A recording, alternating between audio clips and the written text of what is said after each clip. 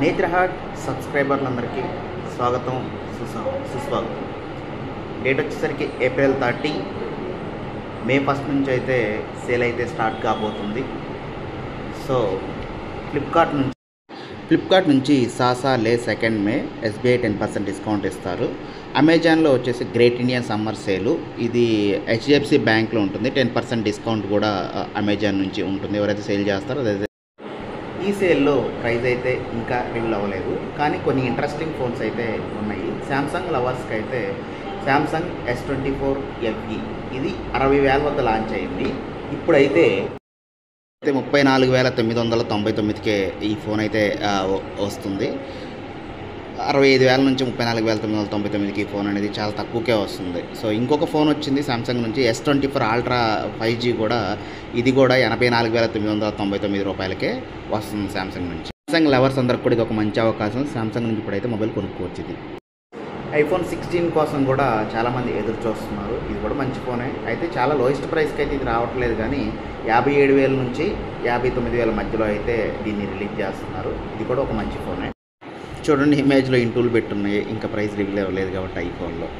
Pixel 8a కూడా కొద్దిగా తక్కువకే వస్తుంది, 29,999కి వస్తుంది. అప్పుడైతే 64,999 ఉండేది, ఇప్పుడైతే చాలా తక్కువకే వస్తుంది. ఈ ప్రైస్ అనేది చాలా తక్కువే అని చెప్పొచ్చు ఈ డీల్లో. ఎగ్జాక్ట్ ప్రైస్ అయితే ఇంకా రివీల్ అవ్వలేదు కాబట్టి అన్ని ఇంటూ మార్కులు పెట్టి అయితే ఉన్నాయి. సో ప్రైస్ ఒకసారి రివీల్ అయిన తర్వాత ఏ ఫోన్ ఏ కాస్ట్కి వస్తుంది అనేది ఒక డీటెయిల్డ్ ఒక వీడియో అయితే దాని గురించి చేస్తాను. సో ప్రస్తుతానికైతే ఏ మొబైల్స్ ఎలా ఉన్నాయి చూద్దాం. డీటెయిల్స్లోకి వెళ్తే OnePlus నుంచి 13T, ఇది చైనాలో వచ్చేసి 13Tగా రిలీజ్ చేశారు.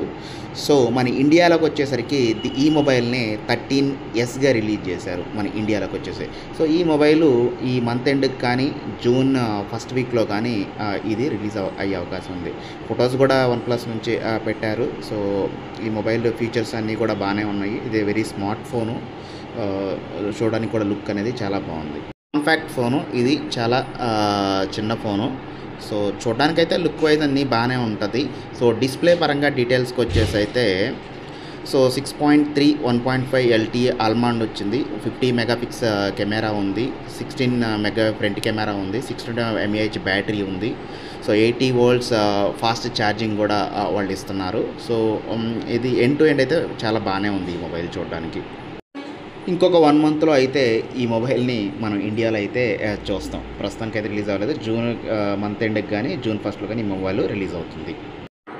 రియల్మీ నుంచి GT7 ఇదైతే రియల్మీ లాంచ్ చేస్తుంది. ఇది యాక్చువల్గా అయితే లాస్ట్ మంతే రిలీజ్ అవ్వాలి, కానీ కొంచెం పోస్ట్పోన్ చేసుకుంటా వస్తుంది ఈ ఫోన్ అయితే. ఇది 880AS Gen 4 ప్రాసెసర్తో అయితే రాబోతుంది. అయితే జస్ట్ వీళ్ళు ఒక్కటే హైలైట్ చేస్తున్నారు, ఇది BGMI గేమ్ని 120 FPSతో 6 hours ఆడినా కానీ ఈ మొబైల్ ఎలాంటి ప్రాబ్లము ఎలాంటి హీటు రాకుండా ఉందని వీళ్ళైతే దీన్ని మెయిన్గా హైలైట్ చేస్తున్నారు. దీన్ని అయితే వీళ్ళు శాంసంగ్ నుంచి 1 more ఫోన్ రిలీజ్ అవుతుంది, Samsung Z4 7. Okay, slimmest year of the ఫోన్గా వాళ్ళు చెప్తున్నారు. సో చూడాలి. దీన్ని కనుక ఫోల్డ్ చేస్తే మనం 8.23గా వస్తుంది. దీని ఫోల్డింగ్ చూస్తున్నారు కదా ఇమేజ్లో, 8.2 mmగా వచ్చి స్లిమ్మెస్ట్ ఫోన్గా అని చెప్పుకుంటాం.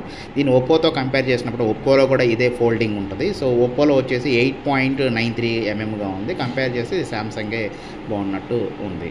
సో రెండింటిని కంపేర్ చేస్తే ఒప్పోతో కూడా కంపేర్ చేస్తే ఓకేనా.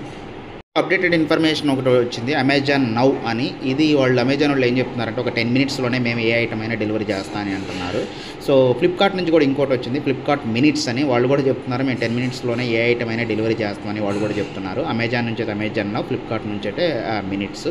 కానీ వాళ్ళు చెప్తున్నారు, కానీ ఇది రీసెంట్గా బెంగళూరులో వాళ్ళు లాంచ్ చేసి టెస్ట్ చేయబోతున్నారు. ఇది వర్క్ అవుతుందా కాదా అనేది. అన్ని ఐటమ్స్ అయితే వర్కౌట్ అవ్వదు, కొన్ని సెలెక్టెడ్ ఐటమ్స్ అయితే వర్కౌట్ అవ్వడానికి అవకాశం ఉందని అనుకుంటున్నాం మనం.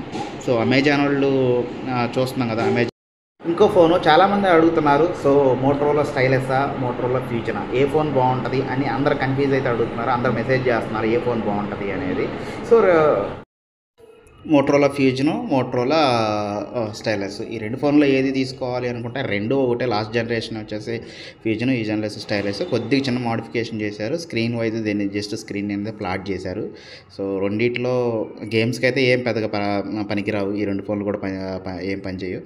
సో కొద్దిగా బ్యాటరీ బ్యాకప్, బ్యాటరీ ఇలాంటి ఏదో కొన్ని స్పెసిఫికేషన్స్ చేంజ్ చేసేసారు. ఇక్కడ స్క్రీన్లో చూస్తున్నారు కదా మీరు, రెండింటికి డిఫరెన్స్ అయితే మోటరోలా స్టైలస్కి మోటరోలా ఫ్యూజన్కి రెండింటికి ఏదో డిఫరెన్స్ చూసి గేమ్స్ పరంగా అయితే ఇది పనిచేయదు. మిగతా కెమెరా అయితే ఇది లుక్స్ గుడ్గా, ఇది బాగానే ఉంటుంది. కెమెరా పరంగా అయితే తీసుకోవచ్చు, కానీ గేమింగ్ పరంగా కానీ వేరే విధంగా తీసుకోవాలంటే ఈ ఫోన్ని పక్కన పడేయచ్చు.